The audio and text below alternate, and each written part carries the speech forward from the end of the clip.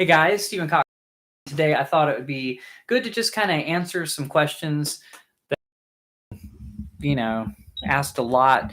I don't really have a particular order to the questions or anything, but I just thought since I was doing a little FAQ video here, that it might be fun to have you guys ask questions, remind me of questions that you guys have that haven't been answered or that you can't find an answer to.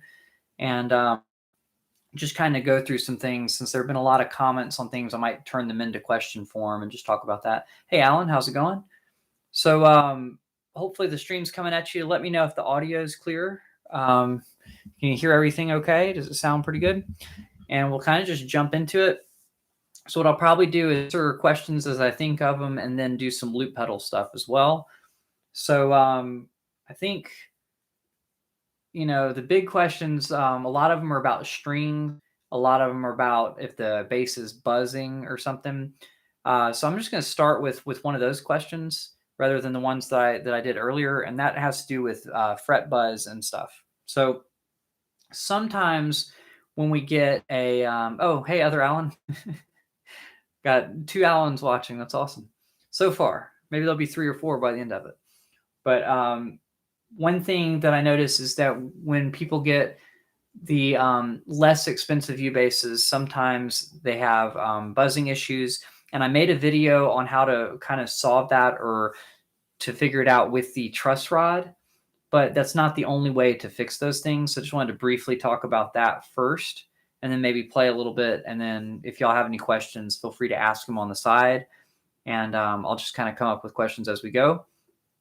But if the frets buzz kind of down on like the first fret or something, first you got to make it's not just that it's slightly harder to push down here. I know with the when I put the flat wound strings on here, the first fret on the E string, the F note, is the hardest note to push down on the whole entire Ubase because of the height of the nut. Just makes it to where I have to push down a little bit harder there. Hey Seth, how's it going? You're not late. You jumped right in right at the beginning. We've only been going for a couple minutes. Sorry, I'm late as well. I know that we normally start right at 7, but YouTube changed things. And I keep forgetting about that. So I had to kind of go in and fill out all these details that I didn't used to have to. I would have started closer to time, but you're actually not late. You're in the first couple minutes.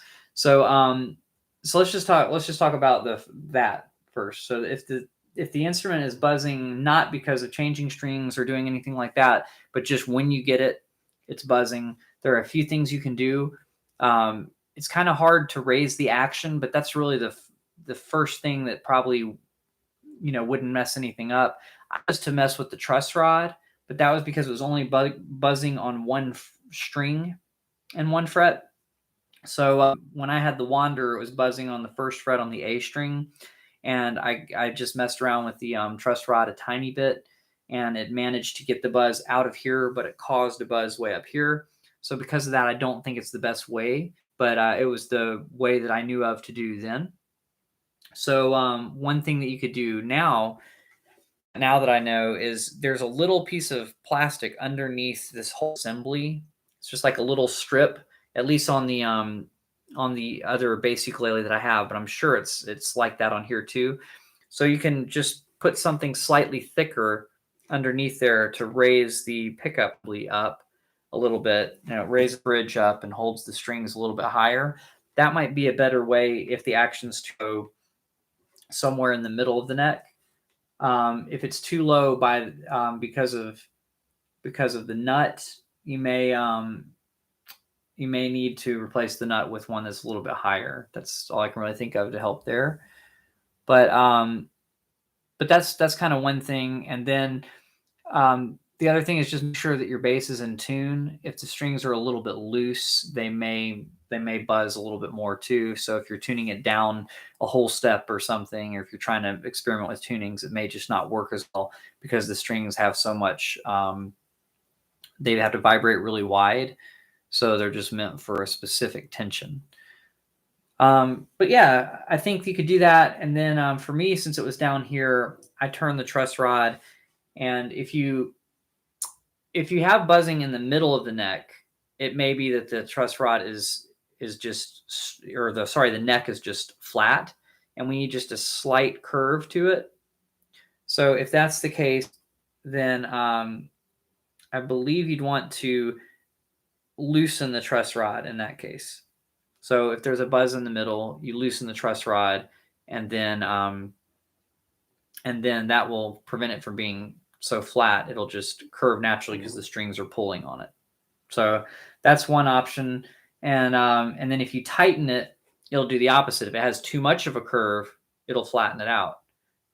So just depending on where the buzz is, you may want to flatten the neck out, or you may want to let it curve a little bit more by loosening it. So just kind of think about where the fret is. So when you're pushing the string down, let's say I was pushing it down over here. If the string is buzzing on one of these other frets when I'm playing the first fret, so like let's say I'm playing the first fret, but it's buzzing on the second fret. Well, that might be because there's not enough of a curve, right?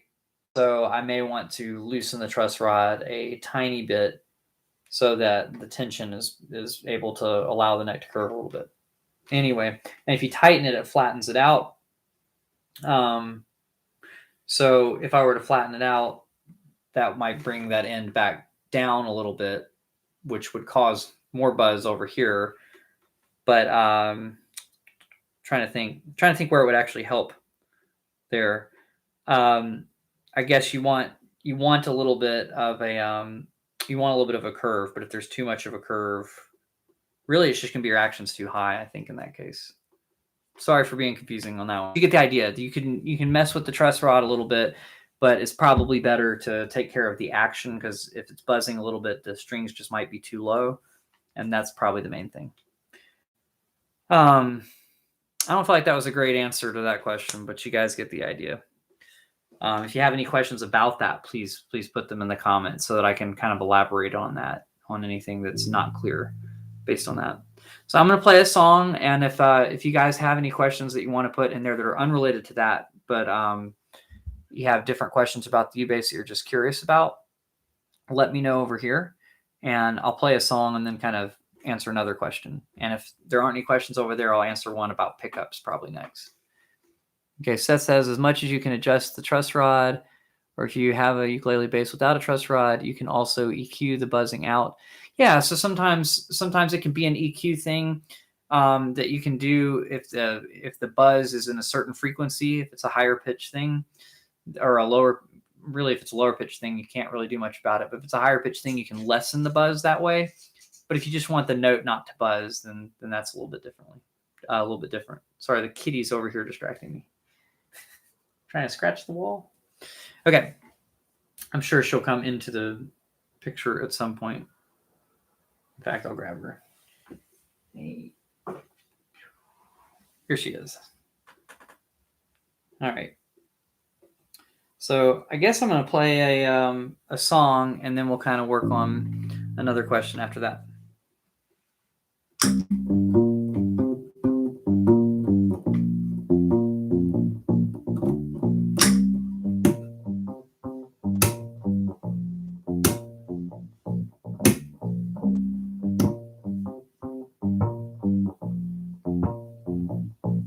Okay, so Alan says, can I make a loop using nothing but harmonics? And the answer is yes, but I'll have to do it after this one since I just started one. So I'll probably do that right after this, because I've already done one.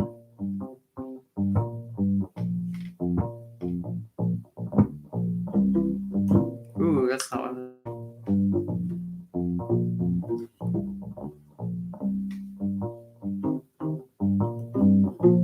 I'm just going to do fifths.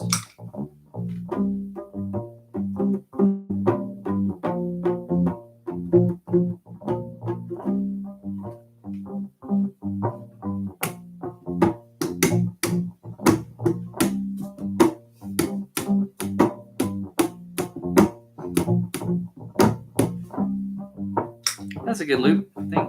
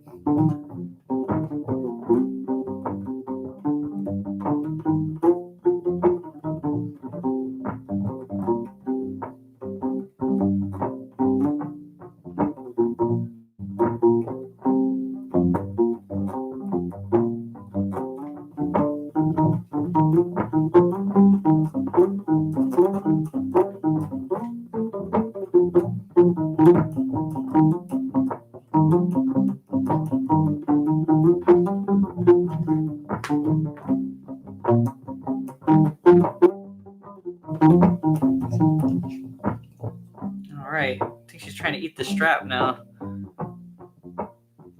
All right. So let's see if you guys got any questions on here. So can you make a loop only using harmonics? The answer is yes, but it would be very high-end heavy. So I can do that, and I probably will just for fun. And you could even use certain harmonics kind of percussively, probably to make it sound kind of like a drum thing. But yeah, it's possible to do for sure. I might do something like that to keep the tempo. Let me think about what key I want to do it in though. The only problem with doing that is if I play harmonics that clash with it, it might be kind of weird.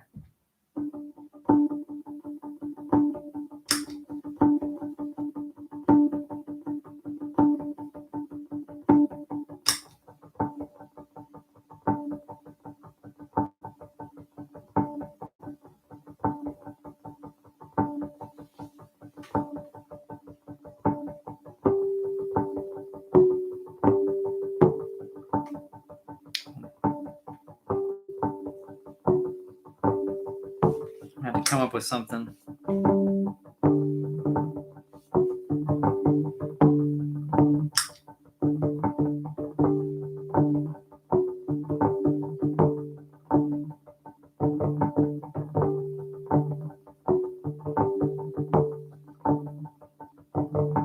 Is that something I could do, kind of?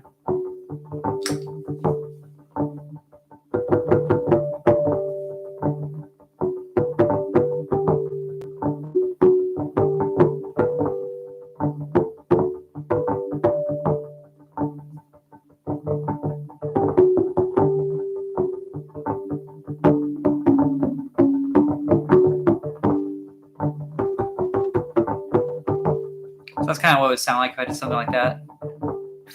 Like a medicine commercial.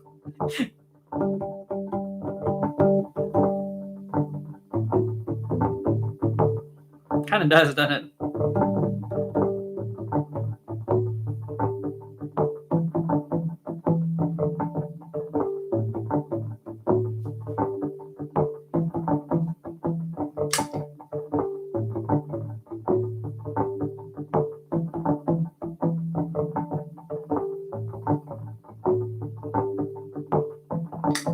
That's kind of cool. It does sound kind of like a kalimba. If you don't know what a kalimba is, a little thumb piano. It does sound like that. All right, so that's all I got for that. I tried. That is the best, I think, so far. I kind of like it. So you could do that on the rubber strings too, polyurethane strings rather, but that's what it would sound like on here. There aren't quite as many options, and you're limited to the key that you're playing unless you do false harmonics, which I suppose I could have done false harmonics and done a bunch of different things, right? Because I could have done a harmonic anywhere I wanted to.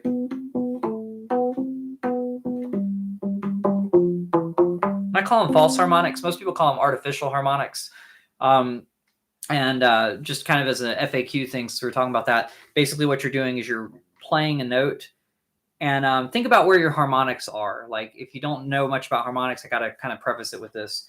When you play on an open string, you have a harmonic that's really easy to find at the 12th fret. You just touch lightly over the 12th piece of metal, the actual fret, and you don't push down. You let the string hover still over the fretboard, but you touch the string lightly. And then once you can let go and it continues to ring out. So you can tell it's an octave high open string. But you have the 12th fret. Then you have one that's really easy to find at the 7th fret. That's the next easiest one to play. One at the 5th fret. One at the 4th fret. And it's kind of just beyond the 4th fret. And then you've got one just above the 3rd fret. And you've got several other ones, but they're harder to find. So those are the easiest ones to get. The 9th fret too. It's pretty easy to find there. It's the same as the 5th fret one. Oh, sorry, the 4th fret one. And basically, the reason they're on those particular spots is because if you look at the whole length of the string, you're splitting the string completely in half when you get to the 12th fret. So this distance right here, let me see if I can measure it to prove the point. From the nut to the 12th fret itself, is the same as the distance of the 12th fret to the bridge. I wish I had some sort of measuring device. I guess I could use one of these, one of my journals. Looks like it's almost exact same size. So it's from there to here, right? So then if I go from the 12th fret to the bridge, it's the same length. So the reason there's a harmonic there is because you're cutting the string in half. And the reason there's one here is because you're actually cutting it into fourths over here. So the 7th fret one, if I go from here to the 7th fret, I go from the 7th fret to here. Whoops. Sorry, I didn't go far enough. There's one there. Sorry, you might be cutting them into thirds. That might be why it's throwing me off. Yeah, sorry, the 7th fret one's thirds. 5th fret is fourths. So if I do the 5th fret, whoops, I'm wrong again. Then basically that distance from the nut to the 5th fret is the same as from the 5th to the 12th fret. And then from the 12th fret to around here. There it is. I didn't go quite far enough. So you're splitting it into 4 equal pieces. And that's why those harmonics are there, and that's why they're kind of the same. That's why certain ones sound the same, like the 4th fret and the, what do we decide? The 4th fret and the 9th fret. And then what would that be after that? Let's see. Then that one there. And there's another one up there. So I'm kind of just estimating, but you get the idea. When you split it into a certain number of pieces evenly, you'll get the same harmonics in those different spots. They just ring out better in certain areas. So idea of a harmonic, if I do a false harmonic, generally what I do is I either take 12 frets away or 7 frets away, because those are the easiest ones to find. So if I were to like push down the 3rd fret and pretend that that's my open string, I would go 12 frets above the 3rd fret and end up at the 15th fret. And that would be like a 12th fret harmonic or an octave up from this note.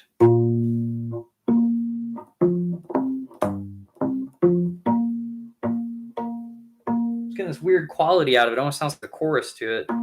Very strange. But that's kind of the idea on doing these false harmonics. I could make a much more in-depth all harmonic loop if I use those. So that was kind of the point. All right, so Polylist said it sounded like a kalimba. It did.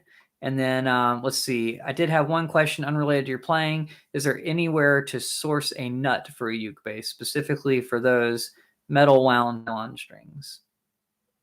So you're talking about, when you say metal wound nylon, you're talking about the round wounds, like the metal round wounds with the nylon core? I think they do exist. I think you can get them from Kala and some other places. Sometimes bases will come with an extra one, but you'd probably just have to know how to search for it. So I'm going to do a search and see if I can find it real quick. Ubase, or maybe I should say base ukulele. Base ukulele nut. I'm going to say round wound, so that we know we're looking for the one for round wound strings and not the one for the other ones. Okay, so Amazon has something. Let me see if it's let's see. Kala might have something. Let me check on Kala's site real quick. But that's what I would probably do is search for that specifically to fit the round wounds. Okay, so Kala has a list, and they say there's standard intended for rubber string applications only, road toad, pahoe hoe, and everything. Then they have one specifically for round wound, only intended for Kala round wounds made by for the Kala Eubase, which is probably the nut that you're looking for. And then they have a separate one for flat wounds, which I did not know this. So I had no clue that you could get one for flat wounds, but you can. So that's news to me. So thank you guys. By asking that question, you actually gave me an insight that I didn't know. So now they actually have a nut specifically for the flat wound strings that you can order off of the Kala website. So that's good to know. So they've got a standard option, which means for any sort of rubber strings or polyurethane rather, and then the round wound would be for that. So yes, the Kala website has that. To answer your question. Okay, and then Alan says, just try getting a blank and make your own carvings. filings, but apparently you can do that. But apparently it looks like $15 on the Kala site, free. So they don't even cost extra. You just select the one that you want, and they've got that. And someone said the fix wasn't easy, but it seems like the other people that commented on here gave it a 5-star review.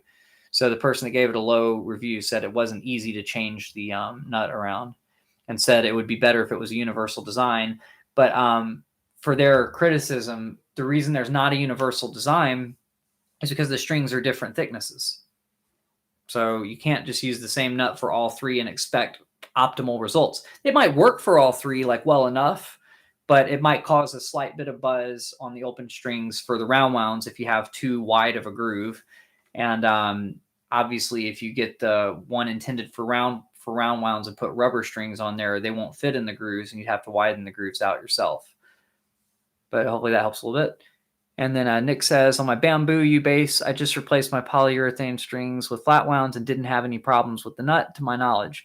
So for me, I changed out from round wounds to flat wounds, and I had to widen the groove here to make that happen. I think you're more likely to have issues going to round wounds from the polyurethane. And with the flat wounds, you may have to widen a groove on something, and it may be that the rubber strings have higher than optimal action. So the nut might just sit a little bit high, and you may have to file down the bottom of it.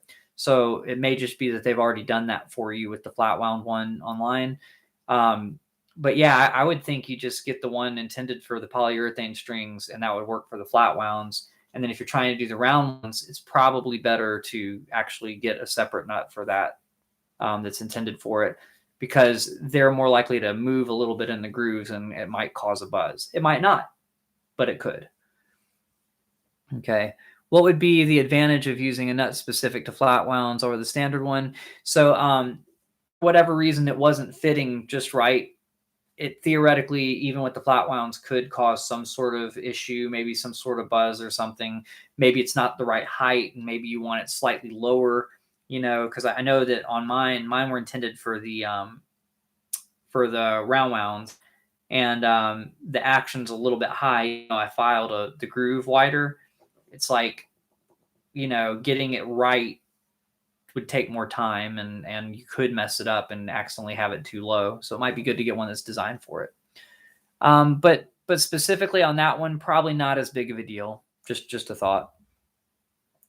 And so Polylith says, I'll have to see if I can order one from Kala, though they never seem to be in stock. Right now, looking at them, in stock. All three of them. Flat wound, round wound, all of them say add to cart still underneath it. So it looks to me like all three are in stock right now. I don't know if they usually are or not, but the website I just pulled up, I guess I could share the link. Although it does say solid body variant. Interesting. I wonder why it says that. Let me just go ahead and just include that in the chat. Let me. There we go. So that's the website. You could just check and see if they're in stock, but it sounds like they are.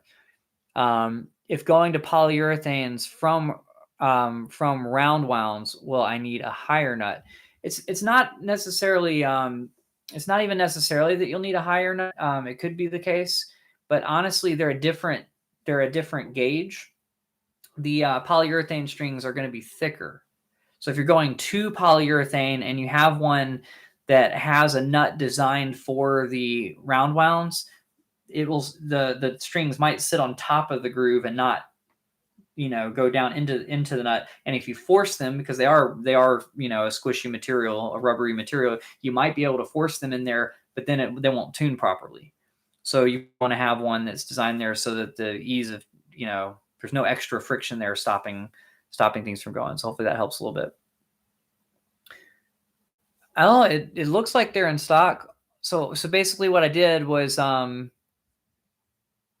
yeah, I mean, it's not saying anything on here. It's like I go to the site. It says Ubase Tusk Nut 4-string model something or other, says $14.99, and then it says string type, and next to string type you just pick the different type of string that you want there and go to add to cart. When you add to cart, does it tell you that it's not in stock?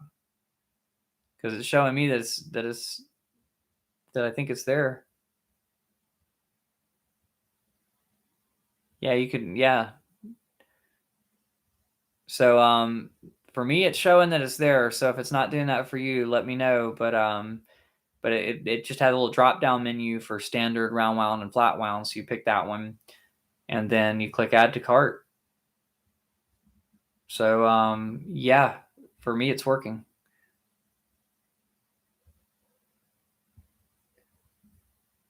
Oh, you might have been looking in the wrong place. Okay, good. Yeah, so I think it is working now.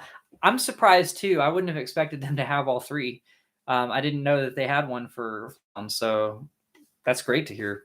You know, but I didn't know they have that. Now that I know that, I might have to order it and do a thing saying, some of these questions that you guys are asking, if I had the three different nuts, I could serve them and see if they're really working and try different things with them. If I had like a cheaper Ubase that I'm willing to do all these things on in case I mess it up. Which place has the flat wound? I just came in. So the nut for the flat wound or the strings? I'm not sure if you caught the whole question. The Kala site has all three apparently now, which I had no clue. So I put the link above. If you can't scroll up and see the link, then I can copy it again for you. But I just did a Google search to find it, and it's on the Kala website itself for the different nut variations. And so basically what you do, there's a drop down menu and it says standard, it says string type and a standard, and you can change that drop down menu to round wound or flat wound.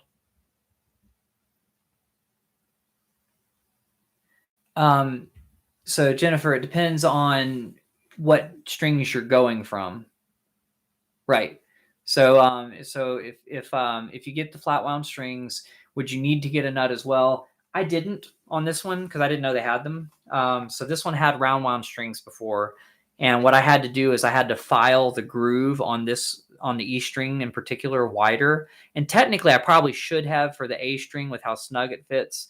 So the only downside to me not widening the groove a little bit on the other strings is that when I tune, sometimes I have to push back here to get the string to actually move, or if you hear to just kind of move the other way. Your Kala has the round wounds. Okay, so that's why I did. I switched from the round wound to flat wound. So here's the thing with these. In what way is it tearing you up? Is it literally like when you're sliding, it's tearing your skin? Because yes, the flat wounds will help with that, but they are slightly higher tension. At least in my experience, they feel slightly higher tension. So you will still have to push down kind of hard, although you can slide on these. These are the best strings for sliding.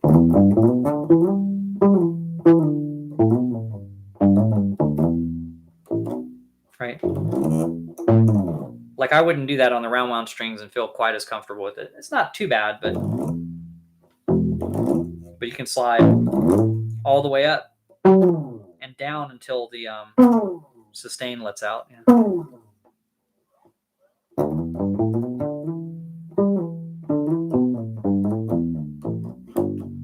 Yeah, so you can do a lot of slides on there.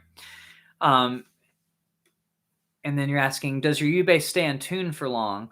I feel like compared to my electric bass, which I hardly ever need to tune, I need to tune my Ubase just about every time I pick it up. I pretty much have to tune it every time I pick it up as well. I think I don't know if it's the round or the rubber strings in certain cases, like the Thunder Guts, might actually stay in tune better than the metal ones, surprisingly. And I don't really have a reason for that. But yeah, this one's already slipping out of tune a little bit. Got a tuner on the amp, so I can look over at it and double check. He's still a little sharp. So you might notice that when I'm tuning, I'm having to I'm kind of moving my finger over and pushing down to kind of slide the string. Because if I'm loosening the string, I want it on this side. If I'm tightening the string, I want it on that side. But sometimes it's getting caught on the nut because it's not filed quite wide enough. So that's the argument for getting the one that's specifically for them. Okay, so let's see. Yeah, I think tuning's just is a good idea. The parts to tighten are loose. So you're talking about the tuning pegs? You're talking about up here? Or are you talking about this part over here that's holding them? Which part's loose? The actual tuning pegs or something else? Depending on where they're loose, you might be able to fix it or you might not be able to. I mean, they all have screws on the end. So if it's loose up here, that's going to be an easy fix to kind of just very lightly tighten that. You could tighten general screws that are on there, just not uber tight, but a little bit tighter to see if that helps. I know that I have one. I can't remember if it's on the electric bass or if it's on one of the Ubases that's a little bit loose, but I would try tightening those first. But if that's not the case, then sometimes components just break little. Don't over tighten them because there is like a thin little piece of plastic between here, and you don't really want to crush that because if you crush that, then they might stay loose too. At least on these tuning pegs. I'm not sure if that's true with the hip shot tuners or not. But yeah. Right, and so Pilot says the same thing. Just tighten the screws that hold them. So depending on where it's loose, just check for those. But sometimes if a component like that little piece of plastic wears out from over tightening or from just it getting bumped too much or something, that might make it loose too. So just check each one and make sure you're not over tightening it and wearing out that little. There's like a little white seal between here on mine. I'm not sure if you can see that. Kind of like sandwiched in between those two little pieces of metal. There's a little piece of plastic kind of in between or something. So yeah, be careful not to have those. Yeah, the little plastic washer things. So yeah, don't over tighten it, but if it's loose, tighten it to where it's not loose. And I'm not sure if the hip shot tuners work the same way. So if you have one of the more expensive models, just look at it and see if there's something different about it that you can change. And if not, you can always replace pieces, but it's not fun to do that. It's probably better to get somebody else to do it if you're not familiar with how to do it. Okay, so great questions. You guys are asking some good ones. So Jennifer also says, since I'm new to playing bass, should I take my Kala to a shop to have strings changed? You could watch a video on it and probably be fine. But I would definitely watch a video on just how to change bass strings. If you're doing if you're changing to polyurethane strings, which I think you didn't say that you're doing that, but if you were changing to polyurethane strings, there's a specific way to do certain ones of those. But otherwise, it's really about you thread the string through, you put it down into the tuning, that little hole, you bend it kind of a little bit this way, and then you hold it down while you tighten so that the string kind of like wraps up, a certain way rather than having it up high where it'll just kind of loop around the same thing. And you just got to hold it down while you're tightening it, and not all the way down, but just a little bit so that it doesn't wrap on up above each time it comes around, but it wraps below, if that makes sense. So that's kind of the idea there. Hopefully that helps a little bit, but you can watch a video on that leads you through it very, very regularly. Okay, so Michael says, I play regular bass and use round wound strings on it, and they have never caused my fingers to rip or shred. Are wound Ubase strings rougher? I'm not going to say rougher, but because they're thicker, the E string grooves are just a little bit more of a thing. And also, if you're sliding a whole bunch right from the start of playing bass, then you probably haven't built up calluses just from normal playing. So it's more likely to happen that they would rip on round wound strings other than flat wounds. And obviously the polyurethane strings, you have no risk of doing that at all. I can't think of anyone getting a blister or any sort of thing from playing those at all. So they are a little bit rougher, and I managed to, when I had the silver plated round wounds, when I was doing a song with a lot of sliding, like let's say you're doing Give It Away Now by the Red Hot Chili Peppers, and you're doing a bunch of slides or something. That's not on the E string though, so that's not really the best example. But I've noticed that it can a little tiny bit. It's not really that bad. But they don't slide quite as well, and the flat wounds do just slide a little bit smoother. Someone else got like very heated about this when they were talking about it, and we're just like, well, I've never had a problem with this. And it's like, yeah, An electric bass, I don't usually either, but Ubase, it's kind of like it's a thicker gauge, and sometimes it can just be a little bit much if you're not used to playing, or if you don't have calluses built up or something. So if you play electric bass all the time, you probably won't have an issue with it. But you might on the E string, but the A, the D, and the G will slide fine. So I wouldn't worry about those. Okay, so Phil Taylor, different topic. When you have a chance, the preamp tuner seems very sensitive on my Journeyman. Totally depends on where I pluck the string. Is this expected? I would need you to be more specific about like what kinds of things are happening. Like how sensitive, how quiet is it in which parts, how loud is it in which parts? Is it the EQ? Is it just that one string is quieter than another? Like which issue are you having? Because there's kind of more nuance to that question, I think. And did I ever try out the Thunder Reds? The answer is no. I need to order a pair still. I'd love to, but yeah, Phil, if you can give me a little bit more info, then maybe we can kind of answer specifically. Sometimes one of the strings will be quieter than another, and there's a whole video about how to go in and basically cut the little parts between the saddle. So you're separating the saddle into 4 pieces. If you're having this issue, I wouldn't do it if you're not having the issue. To level out the amount they're pushing down on, each string is pushing down on the pickup. So that way you get an evenness of volume. But I don't think that's what you're saying. The actual tuning function seems to give a different result. Okay, so you're talking about the tuner specifically. Okay, sorry. For some reason, I just missed that in the first question, I guess. My brain just didn't catch that. So you have the quiet E string issue and plan to do the mod. Yeah, if you can do everything else before trying the mod, I'd recommend it, just because, sometimes just like picking kind of picking the string up a little bit, sort of changing the angle it's at might cause it to push down a little bit harder and might help.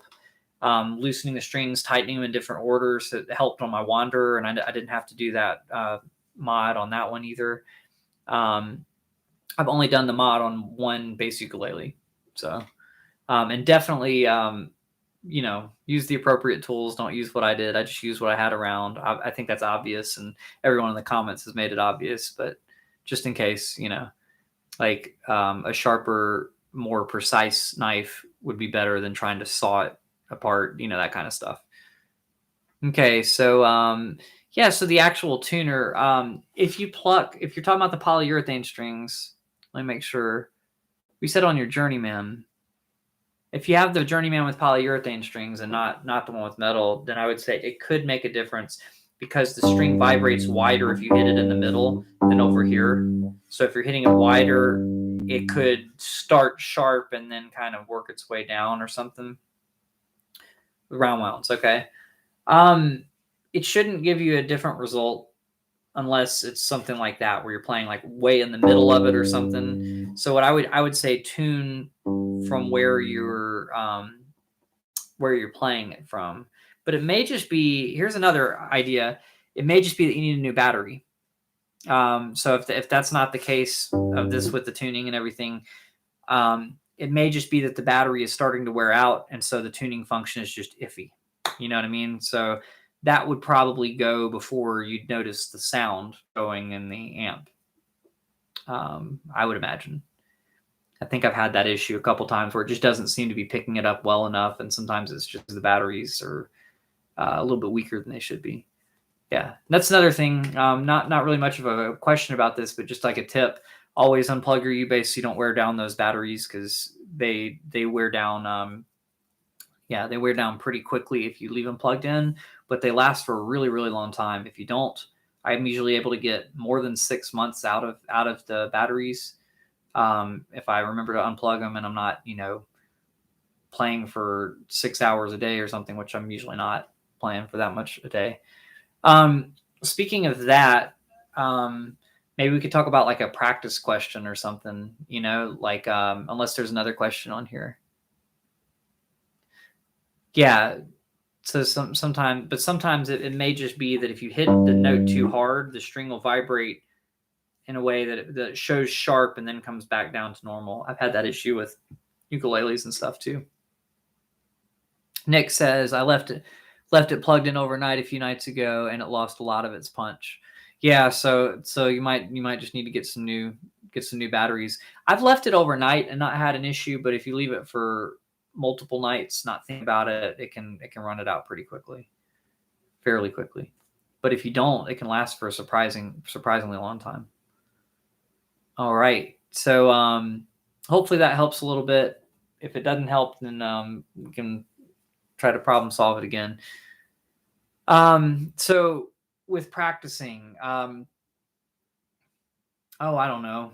I was going to say, I don't practice nearly as much as I used to, but, if you're trying to improve on something, I think the main thing is just doing it regularly. Just going to give a general kind of practice tip.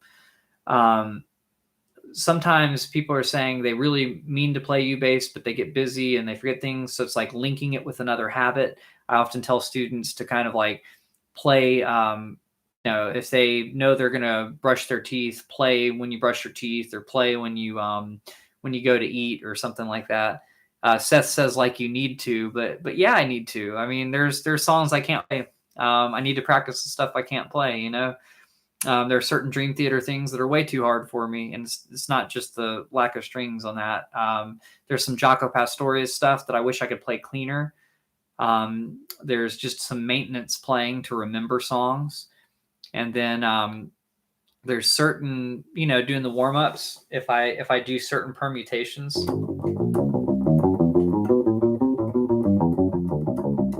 Not that one, but certain other ones, I'm not as quick. See, like this. See, my hands still get confused a little bit. So trying to do the permutations of instead of 1, 2, 3, 4, in here was 4, 2, 3, 1. So I can't go as fast on that one without messing up. Okay, so Dream Theater on a Ubase. I tried to do some on an Instagram video a long time ago. I don't know how to find that. I don't think I could do it now, but there's the part of the overture song. I brought the stuff that was on the B string. I just brought up an octave, and then the other part I lowered. You know what? I have a phone. Let's just see if I can find it, because I can't recreate it right now. I'm not at a place to do that, but maybe if I go through my Instagram feed, maybe I can find the video. Although it was probably several years ago. Let's see. In fact, I know it was like 3 years ago. And then Michael says, what batteries do you recommend? I mean, the ones that are in here are those watch batteries. So they're the CR, is it 2032s? I probably have some dead ones laying on the... Well, I might have moved them so that the cat wouldn't eat them. I don't think I have them anymore. I don't really want to take any out of any. Let's see. They're all the same in all these different ones. Even the ukulele runs on the same ones. Yeah. So in here I have Duracell 2032. I think they're called CR 2032s when you see the package, but those are the size I use. Yeah. There you go. Yep. Good question. Good thing for people to know. So yeah, it's the 2032s.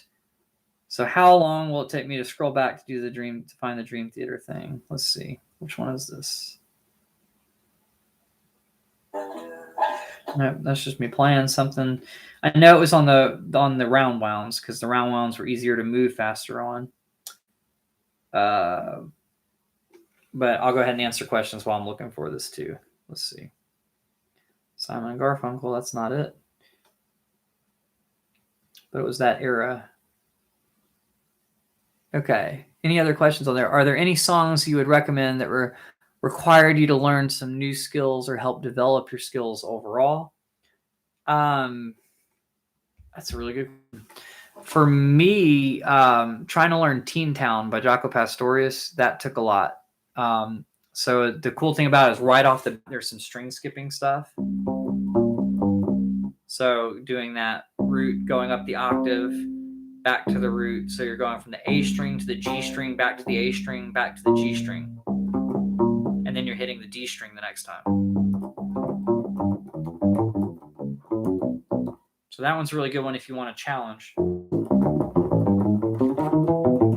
then that passage is always hard.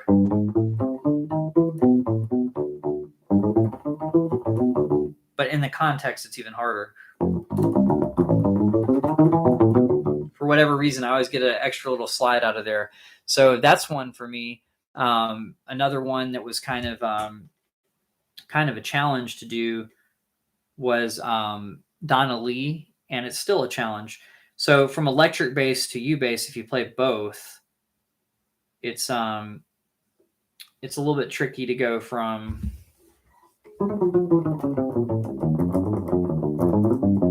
one to the other, because when I play it on here, I'm using my ring finger to play these notes over here. But for some reason on electric bass, I was using more like upright technique, ironically. And for certain passages, I was using my pinky and my ring finger is one finger, kind of like I would on upright bass.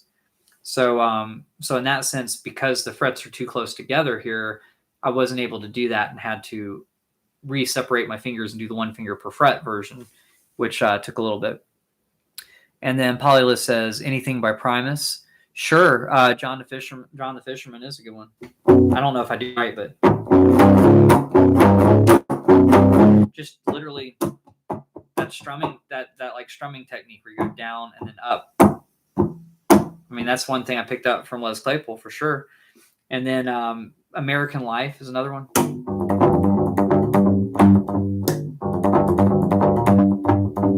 Because you have the slap, then you have a strum down on just two strings, but you like hit both of them, the D and the G string, and then you hammer onto the 3rd fret and the 5th fret. So it's a double hammer on.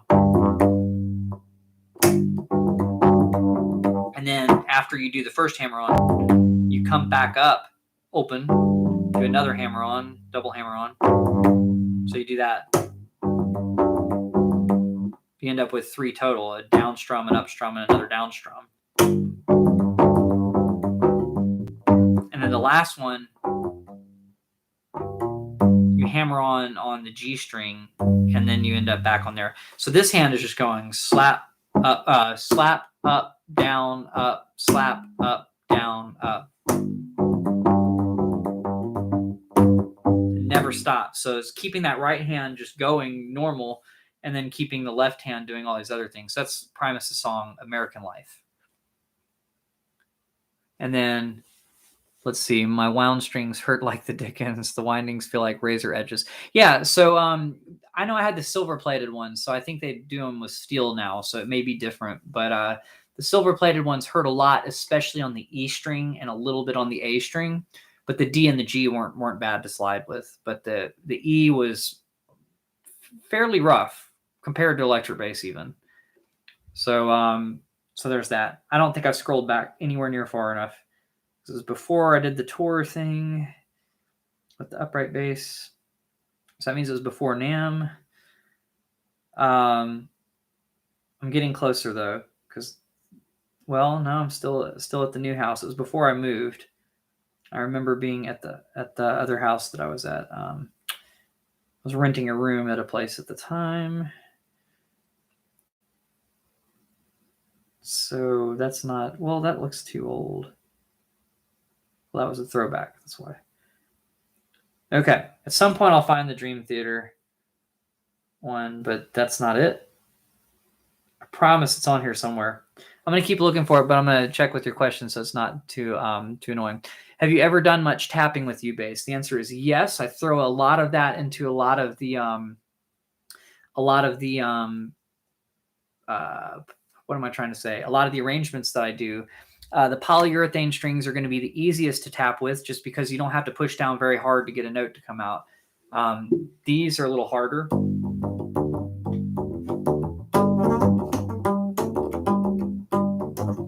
Right, so that's a lot harder to do. When I do the review videos of different things, I always do this like tapping thing where I tap, pull off to open, hammer onto the 4th fret, hammer onto the 5th fret, and then I do the pull off version.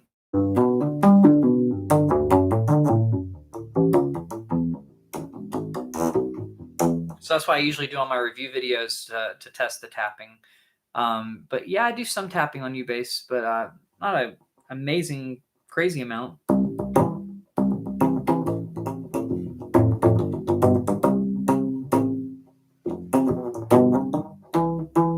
It's a little bit more, you have to be a little bit more precise because the frets are closer together. And yeah, and then also the flat wound strings, you have to hit it hard enough, but not so hard that you get a fret buzz. So you end up usually getting too much of an attack really on the round wounds or the flat wound strings. So I like the polyurethane strings because it's just like you can barely push down and it'll make the sound as long as you have the volume loud enough on the amp. But yeah, I do some tapping. Let's see, that's not it. A little blues bass line for you. Okay, that's not it. Kala Wanderer. That looks like it. Dream Theater on Ubase. Oh no, it'll get demonetized if I do that though, because it's got the actual song that I'm playing along with it. So if you scrolled back to on Instagram, which my Instagram is Stephen Cox Music, you'd have to scroll all the way back to March 14th, 2018. And there I am playing a Dream Theater song. So yeah, there is a video of it. I forgot that I used the audio of the song. I'm hoping that does not demonetize me. Oh no. But you get the idea. It's on there. And it's hard to do. Oh, hey, Brett. How's it going? You're thinking about getting Ubase someday. That's cool. I'm thinking about getting another one at some point. Obviously, I don't have a solid body yet. So there was I don't even know how to pronounce it. The wood, it starts with the Z's or Cody or Zercote or something. I don't know how you pronounce it. Yeah, I don't know how to pronounce it. Someone say pronunciation. Zercote. I don't even know. Anyway, there was one that was that kind of wood, and it looked really nice. But I really like the Koa ones too. So I was thinking about getting a fretless Koa 4-string, but I might end up getting something else instead. Oh, very cool. You're learning the moon dance part. Yeah, so a lot of that, I forgot to share that with you guys. Usually I do a community post share, but on Rock Class 101, I was doing a duet with a singer and ukulele player, Ashley, and we were playing moon dance. And so I basically took part of the bass line from the original and then just kind of looped it rather than playing all the different variations he does. 'Cause I'm pretty sure he's kind of improvising a little bit as he goes to make it more interesting. So I took a few variations and threw them into that line, but mostly just kept it the same. So it shouldn't be too hard to learn, although there are different sections and each section does have a different bass line. But it's mostly pulled from the original. But I hope you're enjoying playing it. But you're on guitar. That's cool, Brett. Yeah. Hope you get a Ubase at some point, but till then, why not? Just play it on the guitar. You can pluck the strings the same way if you want to. Okay, so I'll probably be getting my Ubase around Christmas, likely a Mahalo solid body with the funky shape, not the Stratish one. Not sure if I remember the one that's more Strat-like. I wonder which one you mean by the funky shape one. Let me look it up. I'll say bass ukulele. See what comes up. Oh, I gotta say solid body. That one looks really weird. That's not even a Ubase though. I just see the one that kind of sort of looks Strat shaped. I'm not sure. It almost looks like an Ibanez though, really, to me. And Phil, yes, that's the one I was looking at. If they made a fretless version of that, I would probably want that. But so far, I didn't see any on their website. But that one would be cool. And then Seth says 4. Why not a 5-string? Well, there was a 5-string that was used that became available, and I probably should have just gone ahead and bought the 5. I was thinking the 4 mainly because string. If you want to replace the strings, you only have to worry about getting a set of 4. And then Michael says, do you find it easy to slap on the rubbery strings? No, I find it a little bit trickier. It takes less force, but you have to remember to hit them lighter, because if you hit them too hard, it just kind of sounds bad. I mean, really. So you have to play a lot lighter. You have to remind yourself to play a lot lighter with the polyurethane strings. The E string I found, I think, harder to slap than the A string. If I'm not mistaken, it might be the other way around, but I think it was that way. So you just kind of got to get used to it and just know that it's not going to sound the same as slapping on an electro bass. It's a very different sound that you get out of it. So I wouldn't say easy, but it's not really much harder. It's just different a little bit. Brett says, I've tried rubber strings and metal strings, but I'm totally not sure what I like. I can kind of get the pros and cons, but I don't want to make the wrong choice because I have very little experience. Well, I have a lot of videos on that, and actually my FAQ from earlier, I did talk about what styles each one would be better for. But to me, I like the flat wounds a lot. So I like the metal flat wound strings, which you'd probably have to buy one with the polyurethane strings and replace them with these, or you could buy one with the this one had the round wound strings on it, but I had to file the grooves wider on the nut in order to fit the flat wound strings on there. But I like these because you can slide on them. When you slide on the polyurethane strings, a lot of times the note will end up flat that you end up on because it's almost like it's a rubber band. So you're pulling the rubber band a little bit as you're sliding. So this part will bunch up a little bit and it'll make the notes slightly flat. Or very flat, depending on how hard you're pushing down. So you have to push down lightly. You may want some sort of agent that makes your hand less slippery or something so that you can do that. But slides work the best on the flat wound strings. And they don't hurt. Yeah. So if you like to slide, I like the flat wound strings. They're more expensive.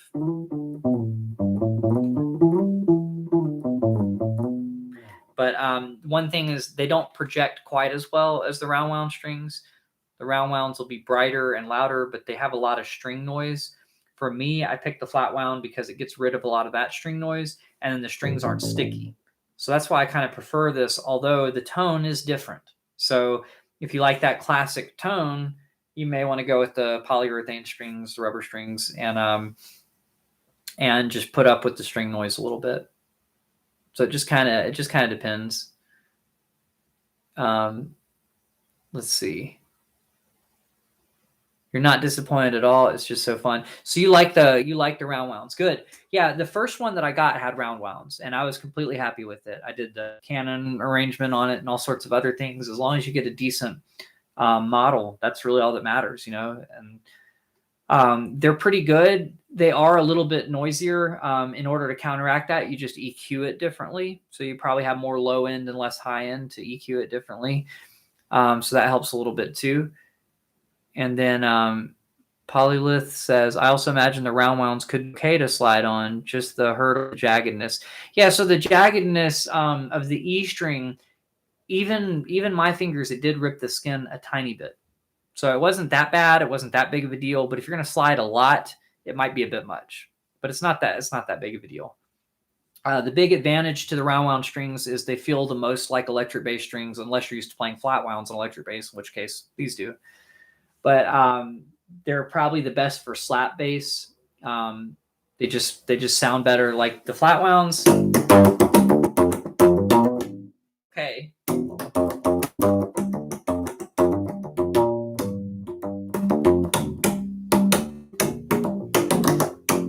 But it's easier to have a better tone, I think, out of the round wound strings on, especially like slapping the A string.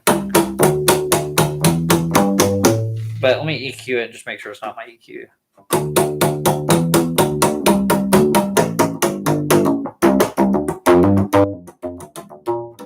So that, to me, the popping sounds better on the round wound strings.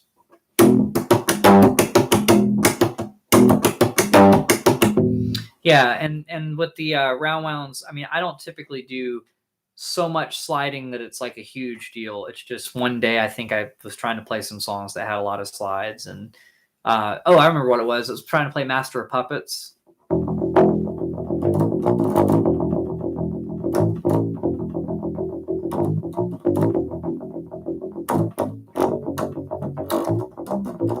Yeah, that whole thing, that was the thing that actually caused me to kind of roll those skin there. But that's because there's a whole bunch of slides. But if you're going to play stuff like that, then it matters. If you're not really going to play a whole bunch of stuff like that, then you probably don't have to worry about it. You can still slide on those strings. It's just the E string might be a little bit rough. But if you play acoustic guitar a lot, you might have the calluses built up to where it doesn't really matter.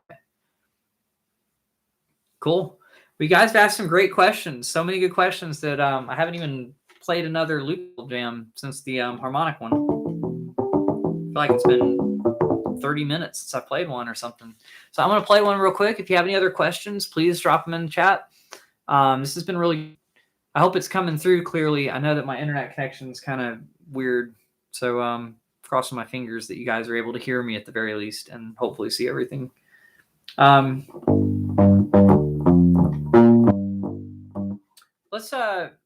Let's pick something. So give me a genre that you'd like and a key that you'd like for me to do a jam in. And if you have just any other sort of things that might be kind of a cool idea, within that other than a key and a style, just let me know. But I'm going to wait a second. I might just kind of like noodle around or something until then.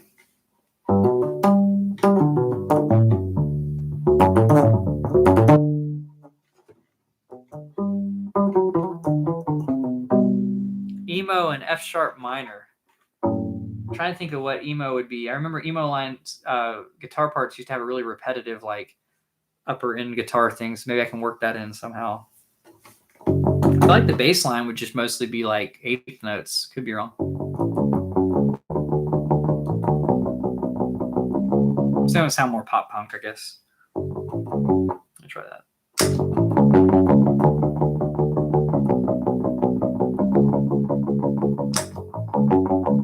That sounds kind of cool.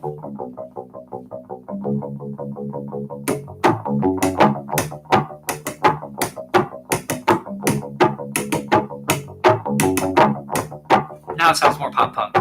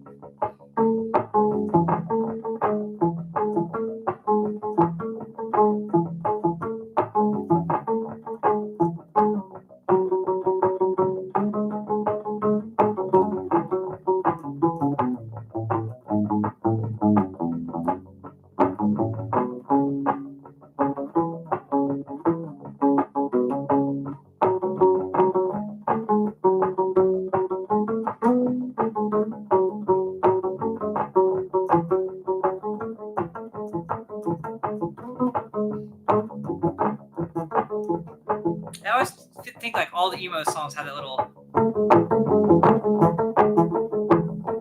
something repetitive up there that was in that like area. Maybe I could harmonize it. I don't know.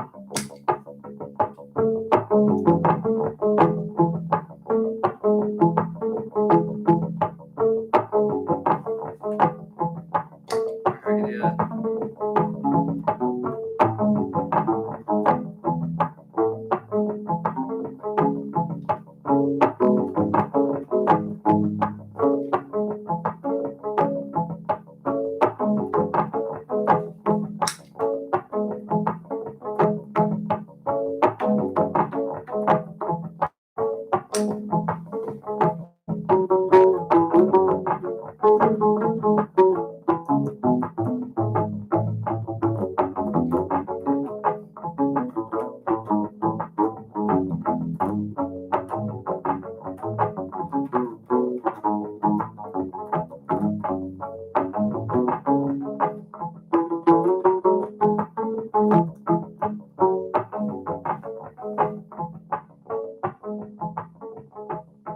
That was kind of fun.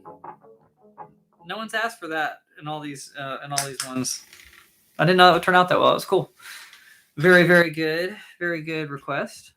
Like that. Let's see what else we got. Grateful Dead, A sharp minor.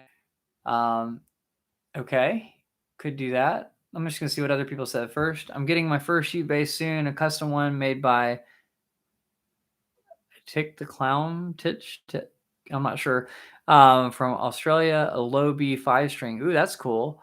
With rubbery strings, 90% finish. Very cool. Yeah, if you have a way to share that with people, I don't know if you're in the Ubase Freaks Facebook page, but when you get it, please take a picture of it and share it with everybody because that's really cool. Polylith, thanks for hanging out. Hope you had a good time. And then Phil says, probably not a commonly requested piece and not for looping, but at some stage, love to see The Rain Must Fall from Yanni. I don't know that one. Very cool. Very, very cool. Okay, so Brett was jamming along. Very cool. Thanks, Phil. Okay, Titch is in Ubase Freaks. Okay, cool. So I've probably seen some of them and just not realized that. Cool. I'll just have to look through there. I don't go on there, honestly. I should go on there more. So when you say A sharp minor, Grateful Dead kind of thing, I don't think a minor when I think of Grateful Dead. So I'm trying to think of songs that have a minor vibe that are Grateful Dead songs. I always think of them as being happy, you know. If you said major, I would have done something like Fire on the Mountain or something. You know, with just two major chords next to each other. But minor. I don't know how to make that sound like Grateful Dead. I'm trying to think of one of their songs that would have a minor sound. They almost always start on major chords. I'm not even sure how to make it sound like Grateful Dead. All right, I may have to pass on that one because everything I'm doing doesn't really sound jam bandy with the minor. Maybe I could start with the drum beat and try to make something up via a bass line or something.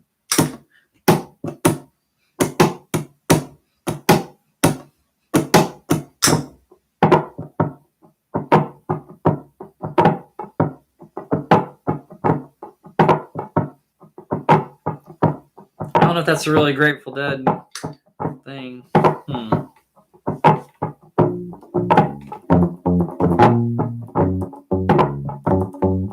I guess Shakedown Street is kind of minor, isn't it?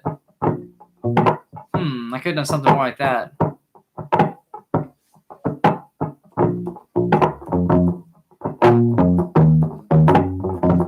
It doesn't really sound like Grateful Dead.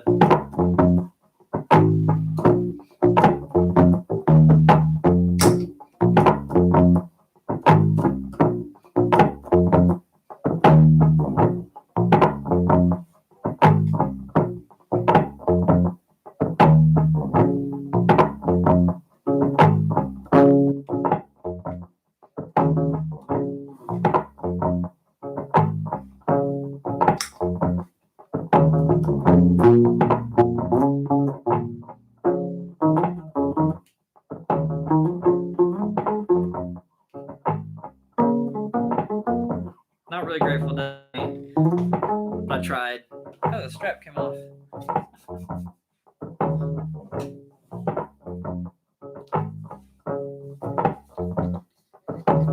All right, thanks for hanging out, Brett.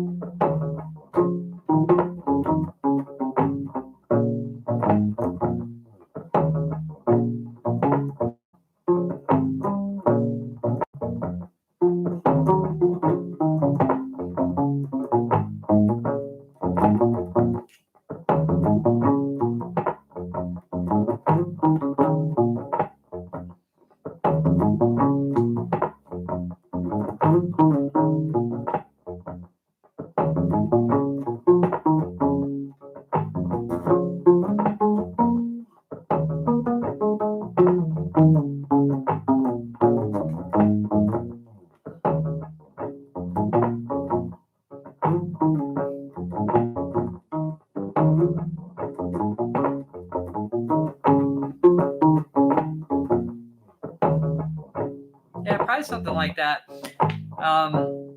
It's not really Grateful Dead-ish, but it's kind of sort of low-key jam band kind of sound. What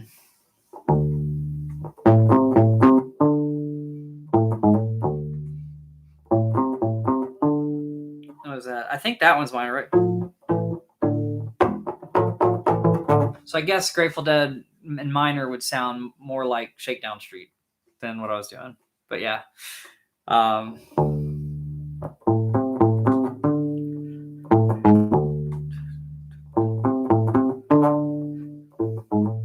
Yeah, so I'd have to pull that one out of the...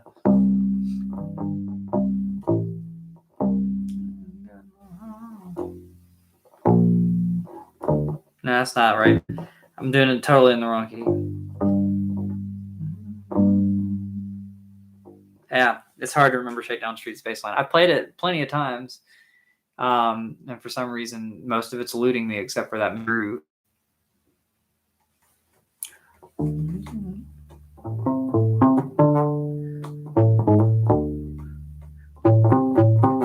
Does Phil Lesh use flat wounds? Because this tone kind of sounds like his. That's kind of interesting.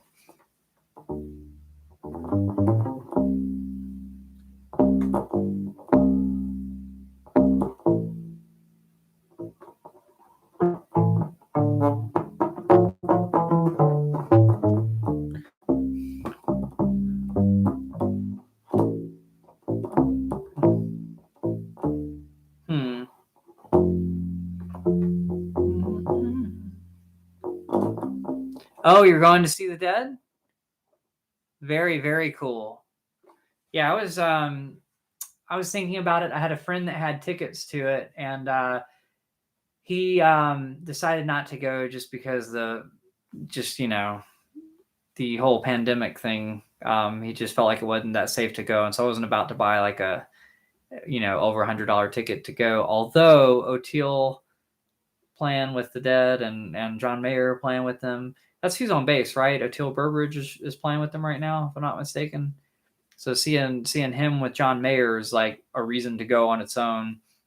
But then they're playing the Dead music, which is another cool reason to go. And just the fact that that's such a weird combination is very cool. So I think that's going to be a great show. So you'll have to tell me all about that one because I'm probably going to miss out on that one. But yeah, that sounds awesome.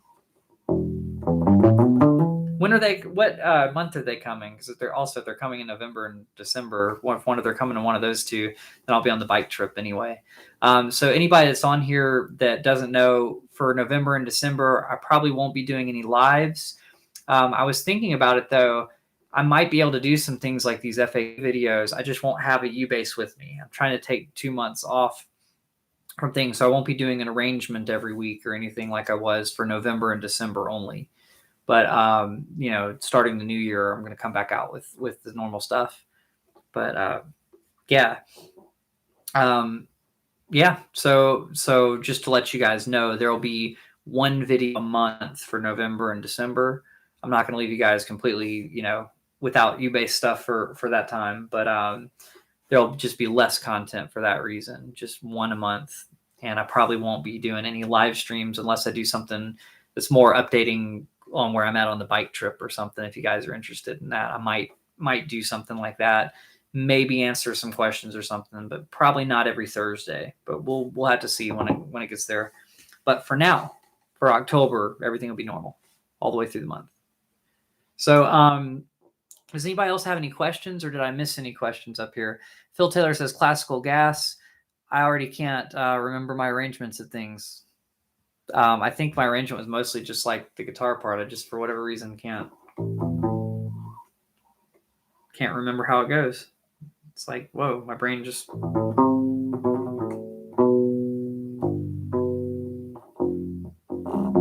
Yeah, so yeah, there's a version of that already up. I know it goes from an A minor chord to a G to an F at some point. So there we go. Okay, so here's a good question based on you being away. How do you practice Ubase in general when you don't have one with you? Okay, So practicing bass without a bass there is mostly like visualization kinds of things. So it's not really like great that way. But part of the reason I'm doing this, I've never taken 2 months off from playing bass before, and arguably I may not. I might find a music store on the way home or something, and on the way back. Well, I say on the way back, it's across the country from California going back to the East Coast. But basically, I've never gone this long without it, so I'm kind of doing this as a test. Just with a lot of things that have been going on this year, I just feel like I need like a break and just kind of like an identity kind of thing. So that's the reason I'm doing it. But when I have to go like a few days without a Ubase, which has happened a couple times, a few times here and there, you can practice things by just going over in your mind what you're doing. But if you're trying to get the physical, like warm up kind of quality to it, a lot of times I will use my knuckles like they're the strings, or sorry, just my fingers on my left hand like they're the strings, and then my right hand can pluck those. But what's kind of funny is you can pretend to finger the notes a little bit while you're doing that if you wanted to. You could also just practice them separately. So you can use, anchor your thumb somewhere if you want to anchor your thumb. It's more lecture-based stuff than Ubase specifically. And you can practice plucking, just getting the finger motion with the alternating fingers. You can practice string skipping stuff. It's a different spacing, but it's not too crazy different. So that's kind of one thing I do. A lot of times it's just a nervous habit now where I'll practice doing like down, up, pluck, pluck.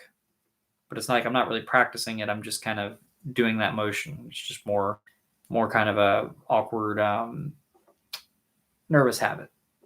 But yeah, down, up, pluck, pluck. I like practicing that Victor Wooten stuff. And then, you could practice slap, slap, and you pop under here, like underneath your pinky, and you slap on the knuckles maybe for the accuracy, working on accuracy with the slaps. So that's something you could do. Although that's not Ubase specific, like I said, it's just bass stuff. And then, and then other than that, you can just visualize what you're playing.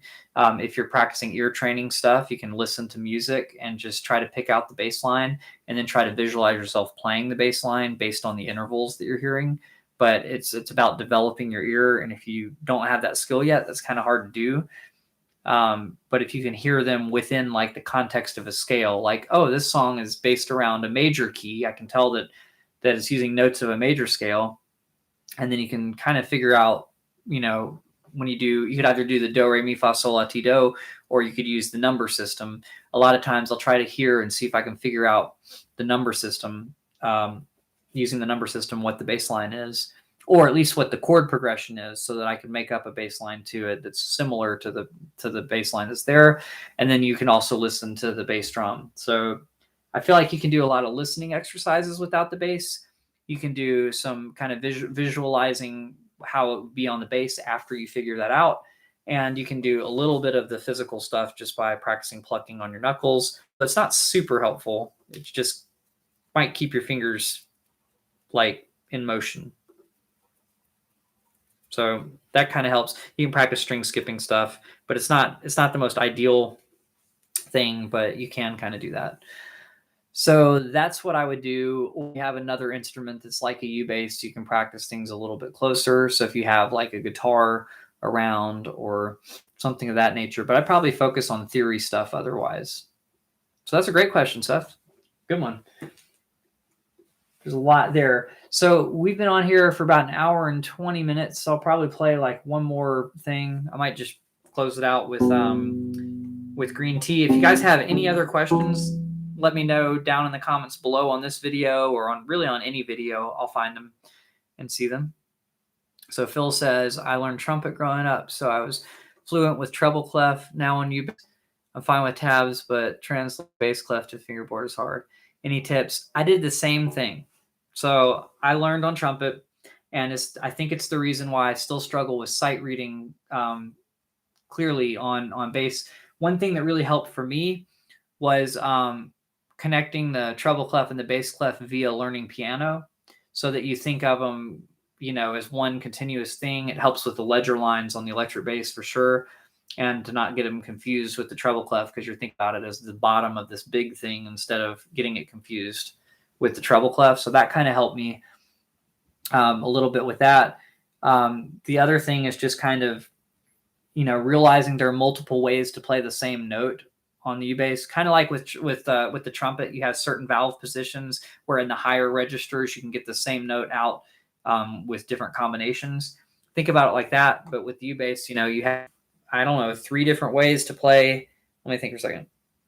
You'd almost have 4 different ways to play this open G string. That G, you do have 4 ways. Sorry, I was doing the math wrong. So, if you add 5 frets to that, you have that one there. So for me, what I'd recommend is learning a default of the notes. So like when you learn the whole entire neck, like start with songs that stay within like an octave and a half of each other, and kind of memorize one spot on the neck really well. So I would suggest starting with the first 5 frets. Just memorize that position. Maybe just, open through the 4th fret, because you'll get all the chromatic notes out of that. And just practice playing songs from that mindset. And then to me, though, what I've kind of back and worked on a little bit is trying to learn everything where I'm mostly centered around the 5th fret. Because if I can get most of my notes here, only reaching down for if I need an F, F sharp, G, or G sharp in that register, and then I'm only then when I'm up for notes, I'm not like jumping really far, risk missing my place and having to look down and then look back up at the music and stuff. So to me, the ideal thing to have really fluent and comfortable with reading and playing is this range right here. And then for the lower notes, go down to there, and then the upper notes go down to there, and then connect the dots over. So it's like you could play the same song with this position in mind, then play the same song with this position in mind. So like down here, you'd play open A strings. Here you'd play 5th fret for the A string if you had that particular A, which that particular A is going to be the bottom space on the staff. So picking defaults and forgetting that the other ones exist temporarily is a good thing to do. Start in one position, master reading anything that, you don't have to go too far out of the range in that one position and then move on to the next one. And then from there, just kind of realize how the patterns of notes start over when they get higher, and just having certain kind of pinpoint notes, like knowing that this is a G, and then knowing an F is a whole step away from G. So this note, you don't necessarily have to think that hard about that note, or that an A is up here. That way you don't have to think about the memorization of every single fret. You can kind of use your logic to kind of help you a little bit too. But yeah, I feel like the best of both worlds is getting really comfortable with this position in the middle, unless you know that you're staying down below, the 5th fret on the G string, in which case I would just stay in this lower position. And most of the time, this position will take care of everything, right? But, a lot of times we do want to play some notes up here. And a lot of times it's easier to play stuff based on octaves. If you realize there are a whole bunch of octaves in a row, then don't try to play them all in this one position. Just do the obvious thing with the octaves and read the notes up a string. But yeah, it's kind of like you're having to learn different skill sets, whereas trumpet is kind of like you have a default way of playing the notes, and then you might have options when you get higher up, but you still have a default with those two. So to me, that would help. That would help with reading. But I'm still working on being able to sight read comfortably. Yeah. So if the jumps are a struggle, then maybe it's time for you to kind of like play all the stuff that you play down low, and then choose to play it in this position and get really comfortable with that. And then the jumps won't be so far. Because that's what always messed me up when I was trying to sight read stuff, is that I have to look down for the jumps, and then by the time I look back up, where am I again? Kind of thing. So that's something I don't really completely have down. I'm not the best sight reader, especially on faster tempo stuff, but that can really help. So yeah, great question. I like that one a lot. So the cool thing about this video is this is a monstrous amount of questions and answers, but I can kind of come back to this and hopefully make shorter videos for people that missed this and don't want to watch an hour and 25 and are looking for a specific question and answer. But I thank you guys for asking all these questions, because I think a lot of them will, they're really good questions for other people to know and know the answers to. And hopefully I can make a video too, that where it's easy to find the specific answers and questions that people are looking for. So I think I'm going to start doing more FAQ videos like that. But having these big overview videos, like I had this one, I did one several months ago, they really help. So thank you guys so much for participating. I hope you were able to learn something from it or just enjoyed it anyway. And I guess I'll play Green Tea and then that'll be it. So Green Tea is one of my songs. It's kind of fun. I wrote it on upright bass, but it's kind of fun to play on Ubase.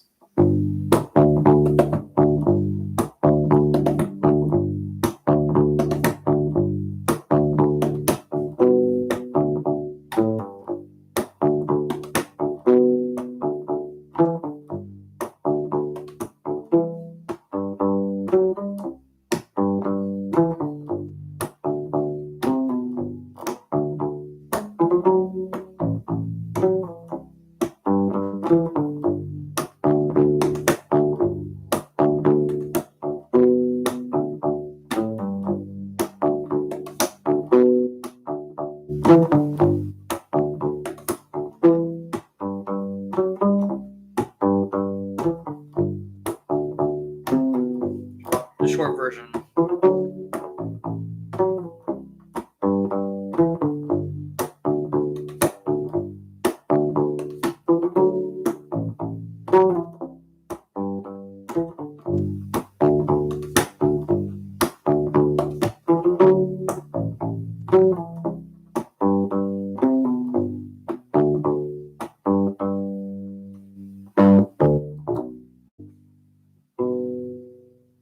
All right. Thank you guys so much for tuning in. I'll see you guys next Tuesday for a normal video. And then, of course, Thursdays for the live stream up until the end of this month. And then, like I said, I'm going to do that bike trip, and I'm not bringing the Ubase just because of wobbly factor, just having a bunch of extra gear. So, and also just because I'm trying to see if, sometimes you just got to take a break from things to really appreciate them truly again. So I kind of feel like I've gotten to that point where maybe taking a couple months off of music will make me appreciate music and enjoy it a lot more again. Although I still enjoy it a lot of times. It just feels like the right thing to do now. All right. Thank you. And thank you, Phil, Seth. Let's see, there's Paralelo, Alan, all the Allens, everybody that, was here earlier that's not here by the end of the stream. Thank y'all so much, just everybody, for participating. It's really been a good stream this week. So I will see you guys next time. Have a great week, and cheers.